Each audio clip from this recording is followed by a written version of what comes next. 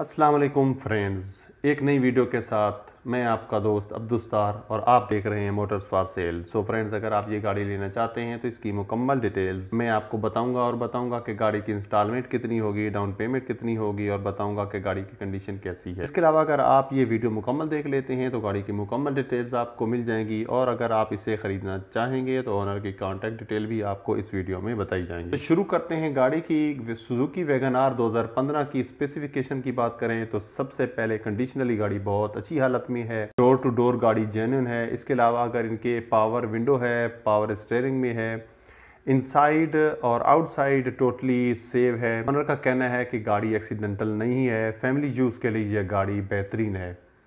गाड़ी ओनर के नाम रजिस्टर है। अगर आप अपने नाम पर करवाना चाहेंगे तो ओनर आपको आपके नाम पर गाड़ी रजिस्टर भी कर देंगे। इंटीरियर्स की बात की जाए तो बहुत अच्छी कंडीशन में है।